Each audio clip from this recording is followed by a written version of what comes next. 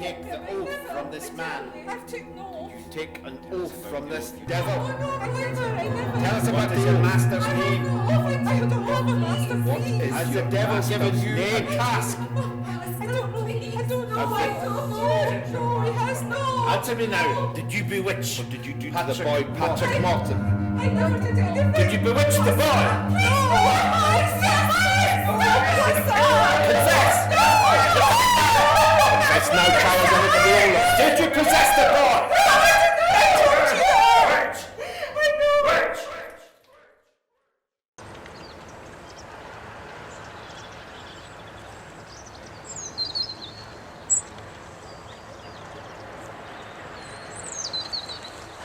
I love it here.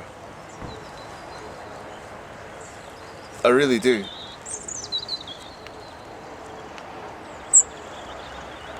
My grandfather lived here during the war. My father also. And I lived here for a while, for a couple of years. This is Pittenweem on the east coast of Scotland. Fife. It's customary in my family that when your children are young enough, we take them down the sea and we throw them in. We teach them to swim. I had it. I did it with my own kids. I did it here. Our story today is on another person who was swum here. She was swum against her will.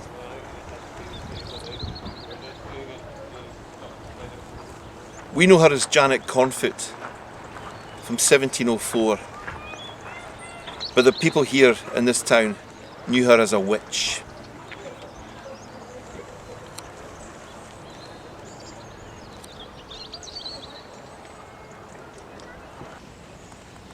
Here we are in the east quarters of Pittenweem, down by the harbour.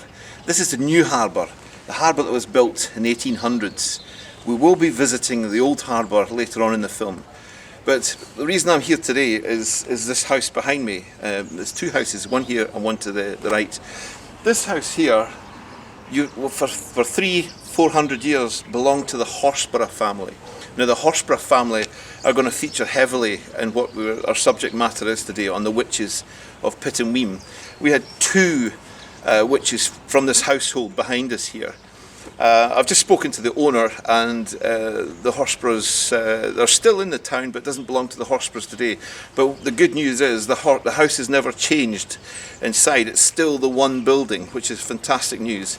But if we go and pan to our right here and see what's behind me, what we have here is, which was once an enormous house. It's split into several flats now, but at one time this is one big building. Look at the status of the person that lived here. This used to belong to William Bell in 1704, who was one of the head town bailies in the village. And he was one of the interrogators and one of the sufferers of the Pittenweem witch trials in 1704/5. But look at the size of it. It's a very wealthy man.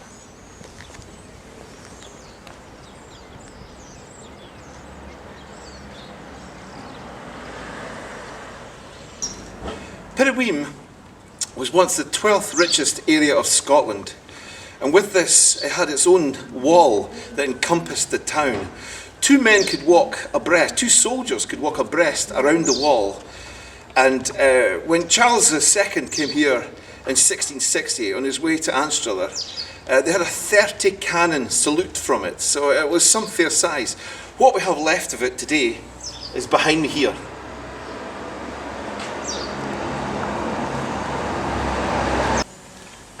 Here we are to the north of the town. We've come up from the harbour. We're to the north of Pittenweem, in a very quaint street called Routine Row. Except it's not Routine Row. It was once called Rotten Row. This is the street where in 1665 The plague that was ravishing Scotland and Fife arrived in the town. Two families caught it here, and they had an armed guard outside their houses to stop them from coming out. They were quarantined by the council, and luckily there's no recorded deaths. But this is where the street gets its name from, Rotten Row. It was only in the late 20th century the council decided to give it a much subtler name. But I, being a Sex Pistols fan, I think I'd much rather it be called Rotten Row. I think it's horrible when they change history for their own needs.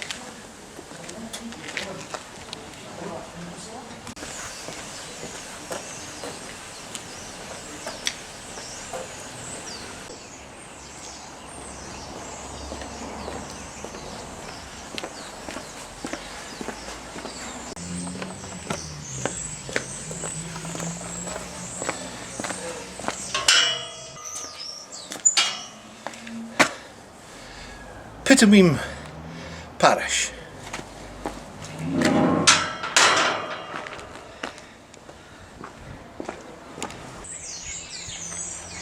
In the 9th Parliament of Mary Queen of Scots in 1563, they endorsed the Witchcraft Act. The Witchcraft Act that had recently taken part of England's Parliament with Queen Elizabeth. Mary Queen of Scots one was slightly different, and there was a few added pieces to the Act. One was anyone cohabiting or associating with a witch could be classified as one also. Her son, James VI of Scotland, in 1590 would have his own witch experience, and from this he'd write his own book, and it was as damning as his mother's. It was called Demonology. It was about the witches of Scotland. He seriously believed in witchcraft and the powers of magic and witches among us. The punishment in Scotland at this time for witchcraft was burning. We followed the papal methods of ridding ourselves of witches. The English method, they saw witchcraft as a crime, and so they could be hanged or they could be drowned. In Scotland, we chose the papal method, and that was burning. The reasons behind this is written for all to see in today's Bible. In John 15, chapter 6, it says, "If a man abide not in me, he is cast forth as a branch and is withered and is to be burned." From this jurisdiction, this is where we get why we burnt our witches. In Scotland, witchcraft was seen as a crime of heresy, and heretics were to be burned. The first witches found in Pittenweem was in 1593. There was a minister here, the church is behind me. He was called Nichol Dalgleish. He ended up being a big witch hunter along the coast of Fife here, where parishes would pull him in for his expertise in finding witches. The first witches he found here was a woman called Janet Low and a man called David Zeman. Now David Zeman was selling trinkets round the door, lucky charms, bones of saints, this type of thing, very popular at the time. Somebody took a charm off the man and became ill, went to the minister, and Nichol Dalgleish arrested him. They both went with other witches from Largo to St Andrews, and they were destroyed. In 1597 we had another hunt. A Janet Foggo, a Beatrix Ferguson, a Janet Williamson, and a Freet Gunter. Now Freet's not a name known round here, but we were doing a trade with Holland, and I think she was Danish. What we know about these ones is Freet Gunter never made it out of the jail cell. She was tortured to death. She was the first to die in Pittenweem, but she wouldn't be the last to die in the jail cells here. These people were taken to St Andrews again. They were tortured heavily and they were burnt in St Andrews, again with more Largo witches. In 1600, an Isabel Fick, F-I-C, Isabel Fick, was arrested and charged that she'd been dealing in charms from a previous witch. was this David Zeman. With much penance, she was forgiven and allowed to go free. In 1643, this time the ministers are John Melville, a Margaret Kingow, a Margaret Horsburgh, there's that Horsburgh name again, remember that big house down the seafront? A Janet Anderson, a Mrs Dawson and two Mrs Wandersons. They were found by the minister and they were burnt in an area to the north of us here called the Kilgreen. It's now full of flats, so we can't really go there to visit. In 1644, Christian Dote, Beatty Dote, a Christian Roche, a Margaret Merton and a Margaret Balfour. These are the first women found and burnt in Pittenweem. They were burnt in the Priory Gardens, just over this wall here.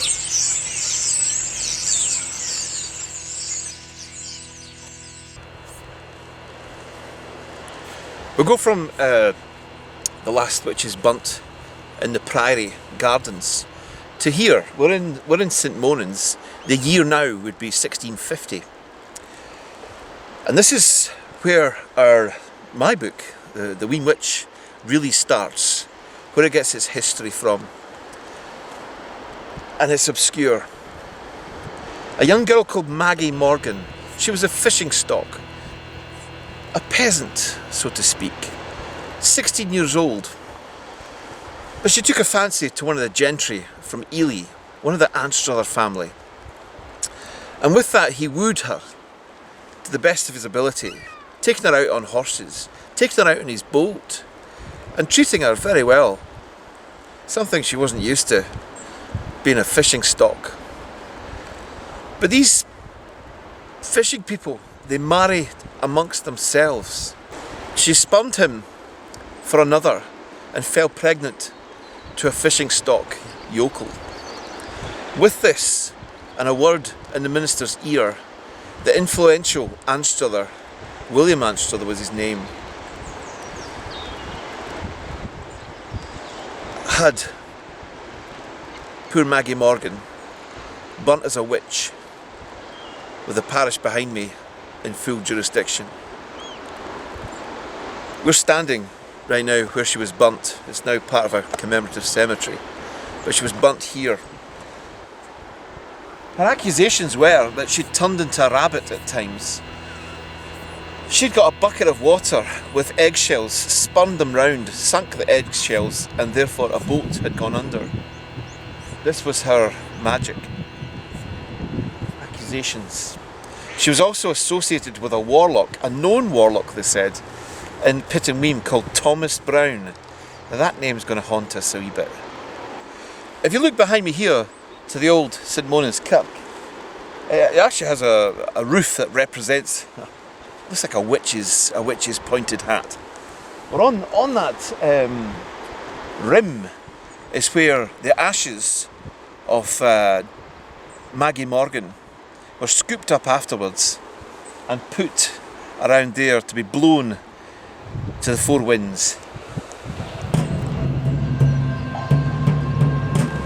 in consecrated ground.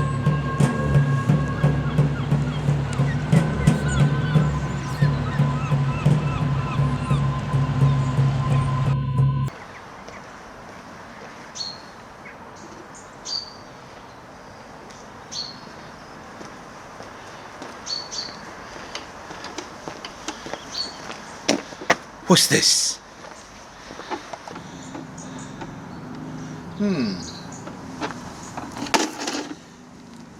It's 1704, Pittenweem. Beatrix Lang, a woman that owned several properties in the town, a very well off woman. Her husband was part of the town council, William Brown, and she was down at the blacksmith today in 1704, March, and she wanted the blacksmith to do an order of nails for her. Now the guy was 16 years old, Patrick Morton was his name. He was a 16-year-old apprentice and he's working hard. He's got other jobs to do for the harbour, and in walks Beatrix Lang. She demands he drops everything he can and start with her because she's an important woman. The young lad has to put her to the side and say, I'll do the job later. She takes an absolute insult to this and storms out the shop. Now what she does, in her own foolishness, is she goes to his house where the boy lives and she drops a bucket with some smoking herbs and a piece of coal at his front door.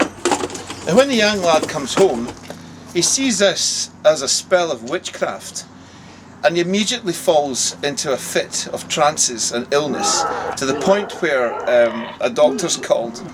This illness would last 6 weeks, epileptic in its wake. I have seen this before, in the Bulgarian case.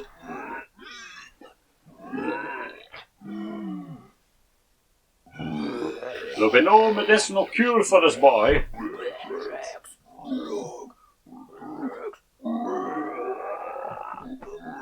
He has been bewitched. All we can do now is pray. But Beatrix had done this before. In 1695, a man called Todd, a young boy called Todd, she did exactly the same thing, had a fallout with him, and left a bucket at his door with a smoking piece of coal. He reported it to the church, but when the church elders sat down with the boy, he kind of got scared. He was only young, and so he dropped all the charges. The minister, Patrick Cooper, was now called to go to the assistance of the young lad, 16-year-old blacksmith Patrick Morton. His father had called the minister over. Once the name Beatrix Lang was mentioned, the minister could recognise, way back from 1695, when she'd done this crime before, to James Todd. So Beatrix Lang was arrested. She was arrested and brought into the Tolbooth Tower. Now, her husband was a town bailey. With her being arrested on charges of witchcraft, he must have been sweating bricks. His circumstances would change immediately if she was found to be guilty. Beatrix, in her torture, gave other names as witches. One being Nicholas Lawson, and her husband, a farmer called Thomas. You may notice Beatrix Lang and William Brown were husband and wife. At this time in history, it wasn't usual for the wife to carry on the husband's name. She always kept her maiden name, but the children kept the husband's name. So there is some confusion with names when I say that these people were married, yet they hold different names. Just something to keep in your mind. But anyway, Beatrix Lang, she was tortured for 5 solid days. 5 days and nights. She gave forth another name, Janet Cornut. Janet Cornut gave it another name, Isabel Adam. Isabel Adam gave it another name, Thomas Brown. The Thomas Brown we've already mentioned in our St. Monan's piece. He was part of Maggie Morgan's trial 55 years ago. 55 years ago, and here he is again as an old man being persecuted for witchcraft. Before we know it, we've got 9 arrested as witches in the Tolbooth Tower, and they're now being systematically, one by one, taken up the stairs and going through a torture process to get a confession for witchcraft. The young boy Patrick Morton is convinced that they are invisible demons in his house, projecting evil on him. He's thrashing about, twisting about, arching his back in bed like a demented person. This is witchcraft. This is what their idea of witchcraft is.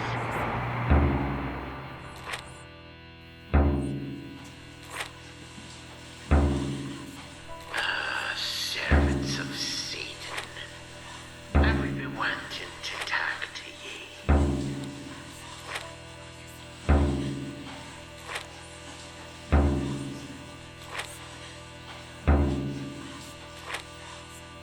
In front of me just now we have a set of very interesting torture devices.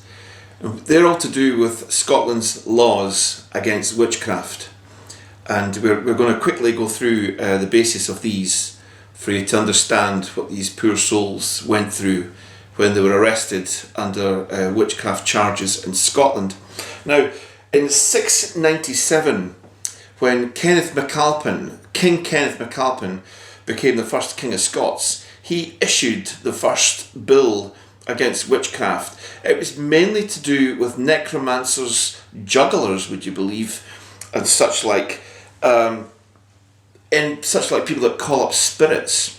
The crime would have a severity of they were to burn for this crime, burn to death.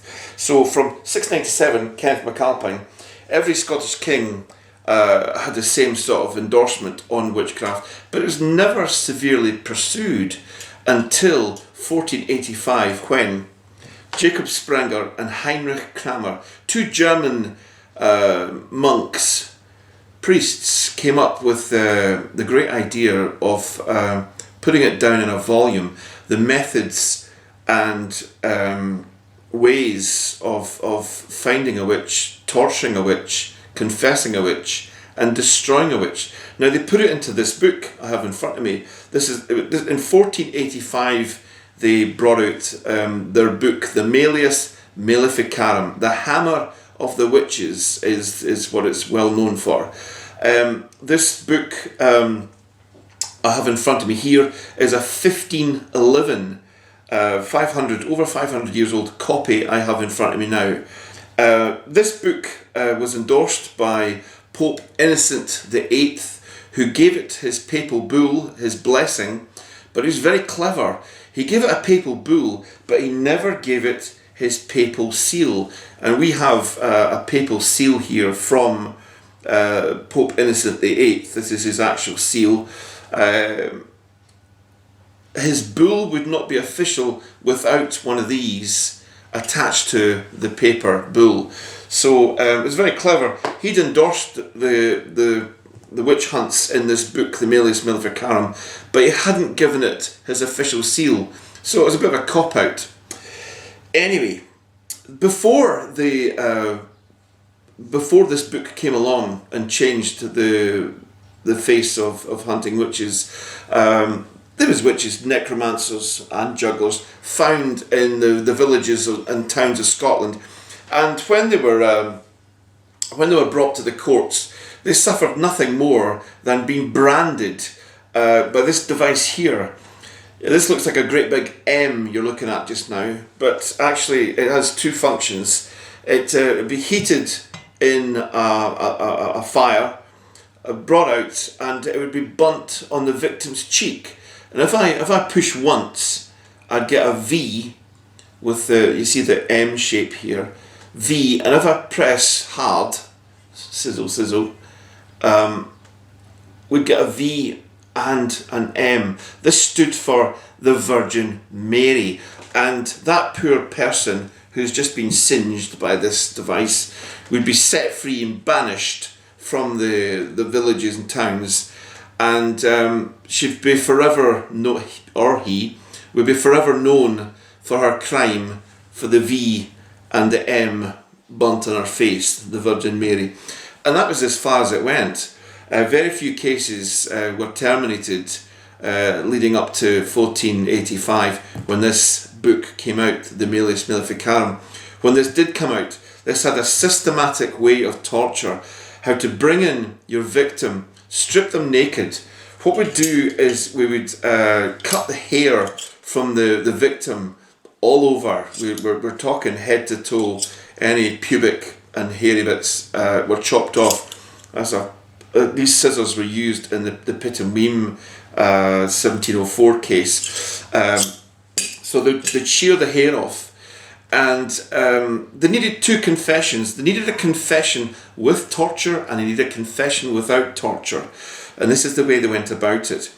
These devices in front of me, we have what's known today as a witch's branx. This device would be put over the head. You'll notice there's a metal bar here. Your nose would go through here.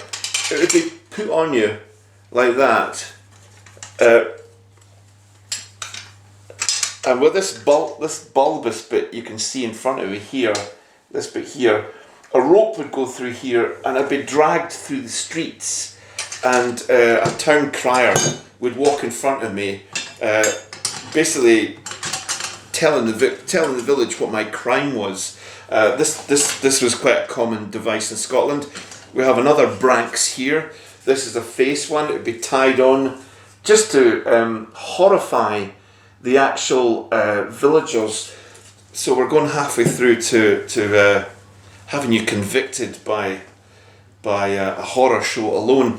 Then the victim would get taken in, hair sheared off.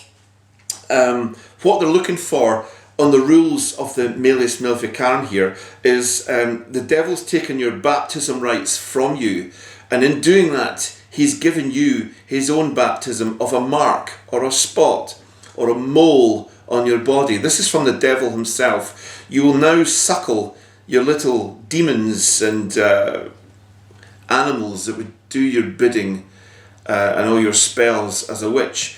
So we've sheared your hair off. There is no mole, there is no spot, there's nothing we can identify on the body as you being a witch. So they bring in these guys called witch prickers. It was employment. They would come in using a device like this iron kind of bodkin, a brass bodkin.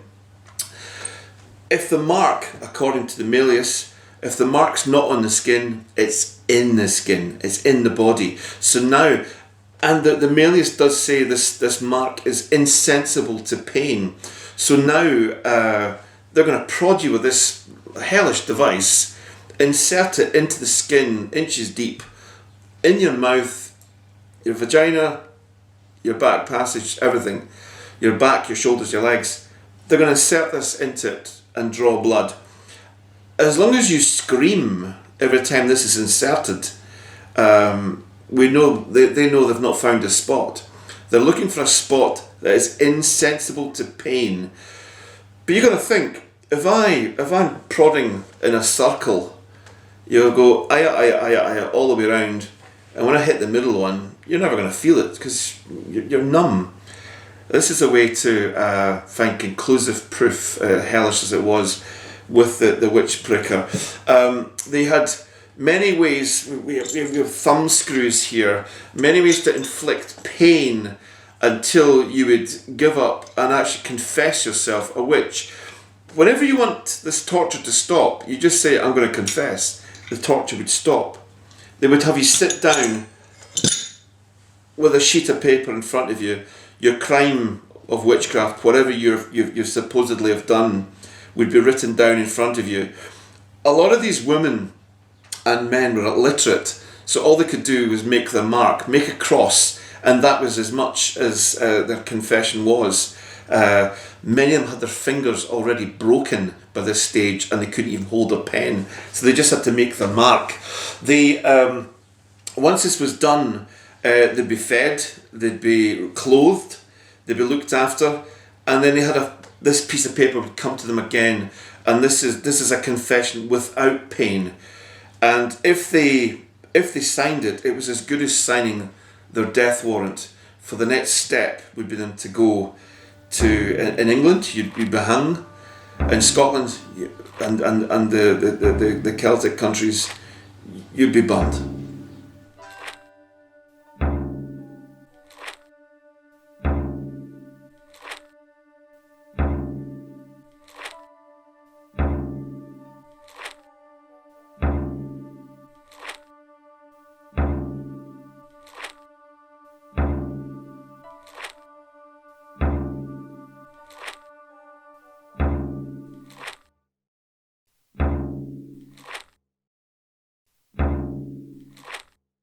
Now, Pittenweem was once a very rich area of Scotland, one of the 12th richest areas, and all to do with its exporting and importing trade.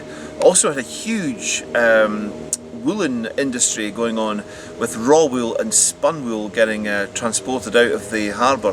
Coal, salt, fish, it was all going European markets. A very rich area. But this all changed approximately in 1645 when the town got involved in a civil war. Pittenweem was a government town, and the government raised in Fife 3,000 men to walk off and fight General Montrose at the Battle of Kilsyth in 1645. In Pittenweem, a population of 600 people in Pittenweem, they found 200 men and boys to join up and enlist in this army and fight at Kilsyth. The battle took place, and all that came home to Pittenweem was 5 soldiers, 5 out of 200. It was a slaughter. The Highlanders of Montrose's army ripped apart Bailey's government army and annihilated the troops. From this moment in history, Pittenweem, from becoming one of the 12th richest areas of Scotland, became one of the poorest. And poor boxes right through Fife were being dedicated to the starving along the Fife coast, including Pittenweem. But what the ministry did in Pittenweem, with such poverty and such single women, widows, so many in the town, and rich houses, boat owners' houses, they found witches. They had a trial in 1644, we've already talked about, and they had another one in 1645 and burnt these people. Bills still exist showing what these people had to pay towards their keep in the prison, their torture process, and finally their burning process. Everything from the ropes needed to tie them, from the coal to the tar barrels to the security, and those 50 soldiers on the day they were burnt, all that had to be paid for by the families of the burnt witch. Now it's 1704, and now Pittenweem has never recovered its stance from this loss of men 50 years ago. And now the minister's trying to do it again. He's trying to find guilty several witches in the town that just happen to be some of the wealthiest of women in the town, married to Baileys. Two of these witches' husbands are Baileys in the town. Two of them are boat owners. Again, one's a farmer.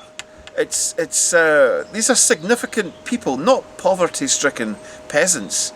There's a reason for finding these people as witches, and the reason is money. If the minister can convict these people as witches, he can steal their properties, their money, and their wealth into the church funds. This is what the government see when they issue the evidence of these people being witches towards them. They recognise the poverty of Pittenweem has never left, and they recognise the minister has not got sufficient proof that these people are witches. So the government, in their stance, tell the minister, you have to release these people because, simply, they're not witches.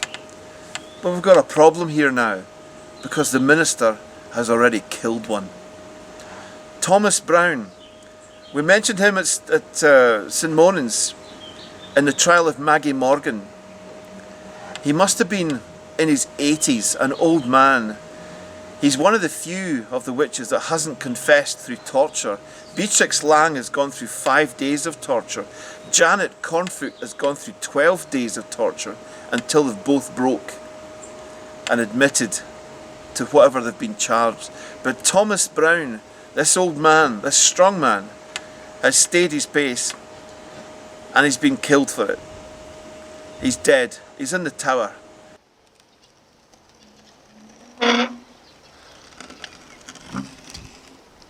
Behold. Our witches were released on government command on an £8 bond. They had to actually pay £8, which is a horrendous amount of money at that time, for the suffering they'd endured already. Beatrix Lang, Janet Cornut, Janet Horsburgh, Isabel Adam and Nicholas Lawson are quickly rearrested. They're rearrested on the strength that a fisherman called Alexander McGregor a year ago had a dream in his house. This dream in his house involved the witches mentioned who were there to personally kill him. This was his dream. This is his evidence. This is why they're rearrested once again by the minister, Patrick Cooper. And the tortures started once again. Thomas Brown's body is taken and buried in a topsoil burial ground on the Western Braes, where we started our filming. The theory is that the government will, on his second proposal of confessions, will grant the minister permission to terminate these witches, and he can just dig up the dead body in the topsoil it's been buried under and throw it in the flames. No problem.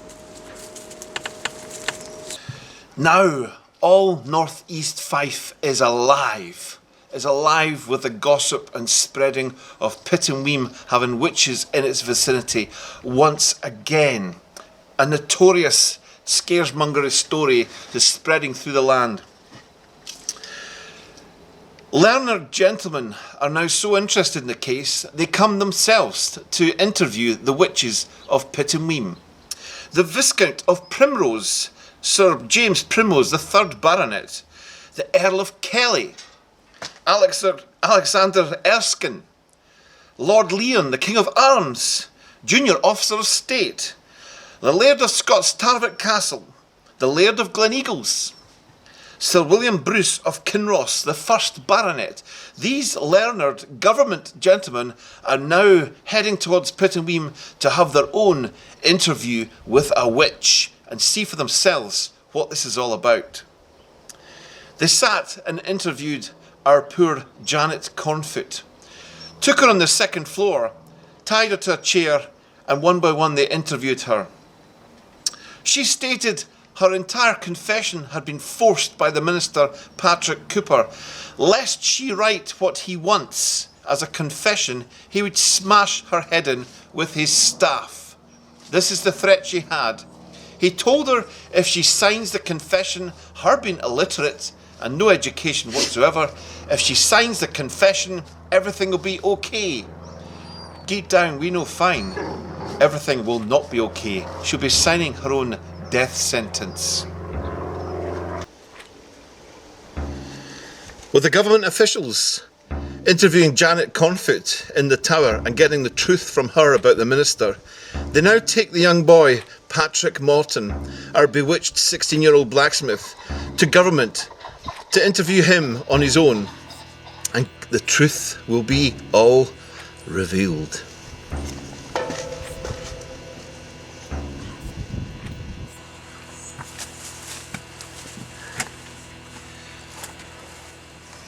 Now, the minister is no fool.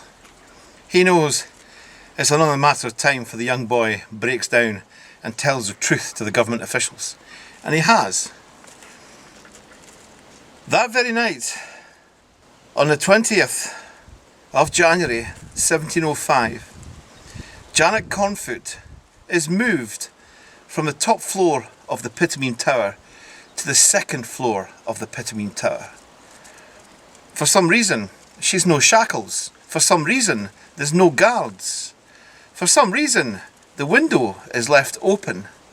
That very night, in the morning, Janet is found missing. She's gone.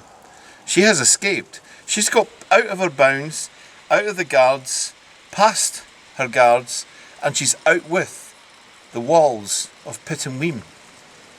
Very strange for someone who's been tortured twice and in such a bad way. But Janet has escaped. Or was she let loose by the minister to die in the wastes of a cold January night? I think that's more what happened. But anyway, by morning, the Pittenweem Bailies have issued a £10 reward for whoever can catch Janet, the witch, the escaped witch. Word goes round.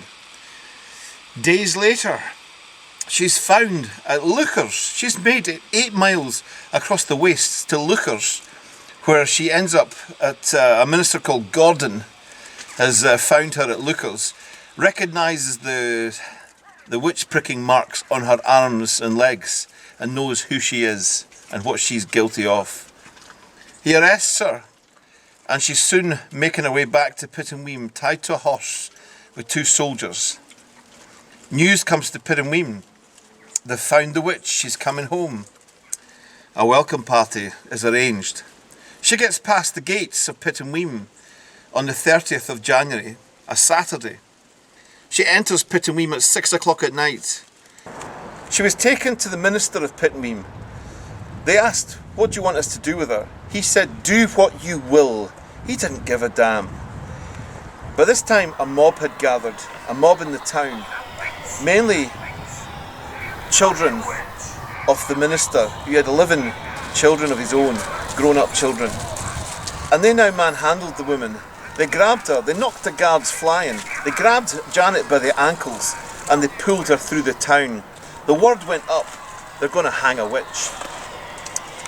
From the town gates down to the harbour they pulled her, stoning her with sticks and all kinds of filth that they could get their hands on. They brought her down here. In the harbour was 2 ships. One belonged to a Mr. White, just happened to be Janet Horsborough's husband.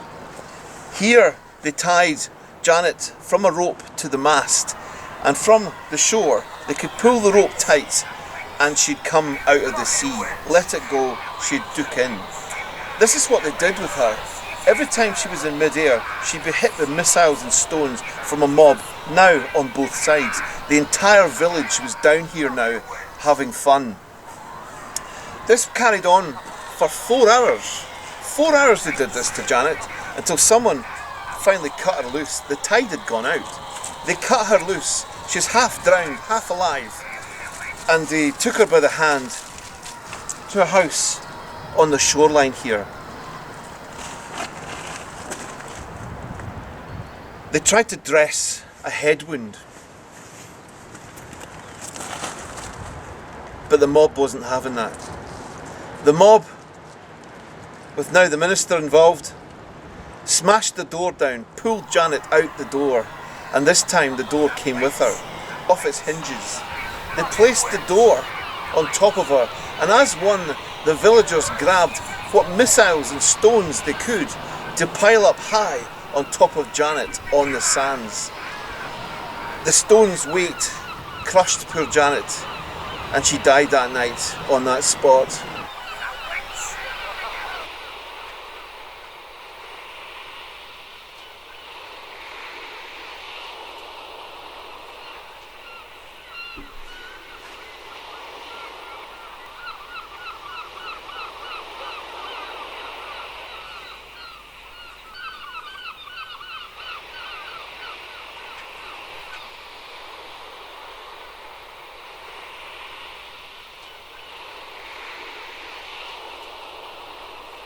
But her end never finished there.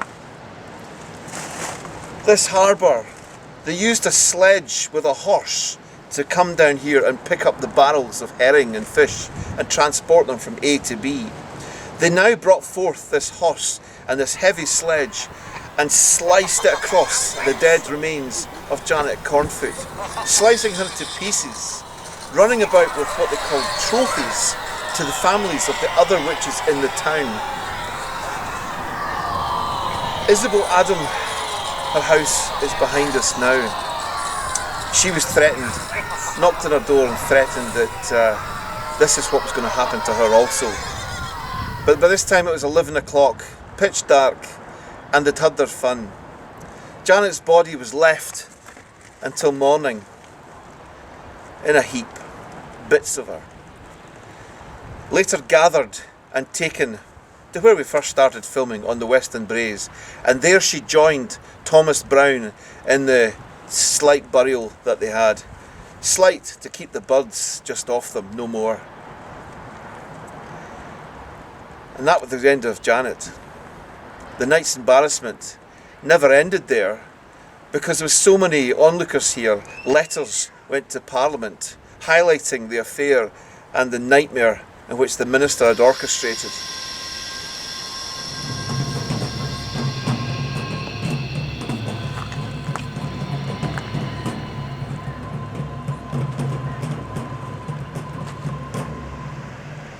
The Scottish Parliament now demand, they don't ask, they demand the Minister, Patrick Cooper, to release all the witches. Release them now. and explained to himself what's just happened in Pittenweem. How he had no control of a mob that just murdered a woman on the beach. How they've killed a man in their tower, tortured him to death for no reason whatsoever. They have no litigation to do so. The minister in his defence has blamed ringleaders of a mob. He's arrested several people and put them in the jail of Pittenweem. Several members, he writes a letter to Parliament telling them so, and but by the time Parliament turn up in Pittenweem to interview these people he's arrested and put in the jail cell, the minister has let them free. They've gone. They've absconded. It was said there were Englishmen and people from Orkneys and no local citizens whatsoever. It's all lies. The minister is now under interrogation from the government himself and is finding it hard to defend himself. But the Scottish government has more important matters than a dodgy witch trial case in Pittenweem to deal with. Recently, the Scottish Parliament had tried to establish a colony in America called Darien. Spain, Portugal, England, Holland, Germany had their own colonies, and Scotland was missing out. So they tried an effort to build a colony, to trading colony. It was a disaster. Over a third of the Scottish budget had gone on this, and it had failed badly. Now, an olive branch came from England on forming a union with the English and having one parliament. This is now the matter that took at hand with our Scottish ministers, not a witch case in Pittenweem. The witch case in Pittenweem was handed back to the parish courts. And who's in charge of the parish courts? Patrick Cooper. He managed to judge himself, and we'll find in the records that not much more is mentioned on the trial of the witches of Pittenweem 1705. It was all forgotten about. Simple as that. Forgotten about. Never mind. Janet Horsburgh, that big family house down in the beach here. This is her grave. We've not a date to when she died, but she did sue the council afterwards. She was from a rich family and she won. How much she won is undisclosed, but it must have been a healthy sum, for she lived here still for a number of years. This is her grave. This is the 4 stones behind me are further Horsburgh graves. She was one of the few to have a burial. Beatrix Lang, our woman was found and accused by the blacksmith. Can't settle in the town. This people still thinks that she's a witch. She's chased out the town. Her husband, a councillor, applies for an application for her safety. It's denied by the ministry. She's next found dead as a waif and a stray. This rich woman with property in Pittenweem, dead as a waif and a stray in St Andrews. Our third witch is dead. The rest of our people in our story disappear, and rightfully so, in such a hostile atmosphere in Pittenweem. But we can read through the lines how much importance the minister is seen later on, when we find that his very own cow has been jailed by the parish. His cow is found growing across the graveyard and eating the grass on the graveyard. His cow is imprisoned in the cell that the witches were once in. It's become farce. This is a laughing stock. This is laughing at the minister. His cow he can't afford to release because the minister's got no money. So he has to go to Anstruther and Crail to raid the other churches to raise funds to have his cow released on bail. And he gets it. And I can honestly say the cow lived a fruitful life afterwards. But our minister didn't. Ridiculed from every corner. He was a parish minister there to 1740. In the ministry of Pittenweem, there's a plaque on the wall that's reserved for ministers. The plaque that should be our minister, Patrick Cooper's, who died in 1740, is vandalised, it's broken, it's been smashed, where we have previous ministers 100 years previous to him still legible on the wall.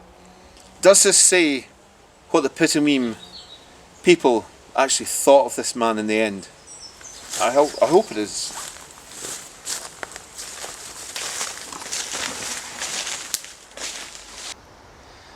After the 30th of January and the disgrace of what happened to Janet on Pittenweem Beach, what remained of her body was taken by the ankles and brought up to the Western Braes, where she was embedded next to Thomas Brown, still in a topsoil burial.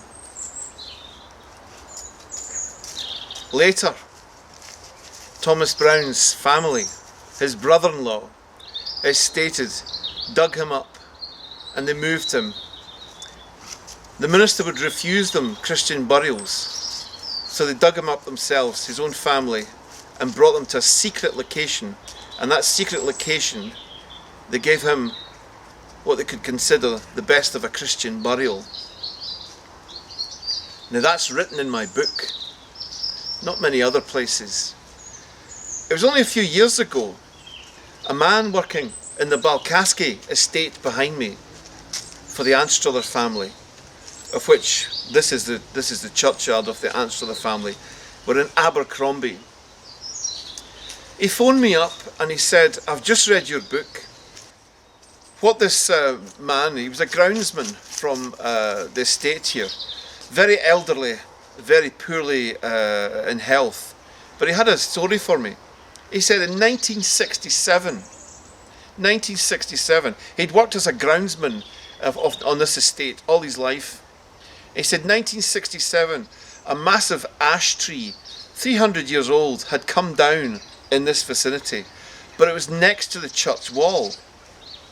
When he examined the church tree, in its roots was a body, a skeleton of a man, a very old man. The teeth were ground away to nothing. And he said this was very strange. It was to the corner and the wall of the parish boundary here, just inside. He said this is no official burial. This is somebody buried somebody quick. He said, and reading your book 30 years later, he said, "I think I've found your man. This is Thomas Brown. We scooped his bones into a box, and repositioned them in 1967 after we got rid of the tree. His body now is over this way."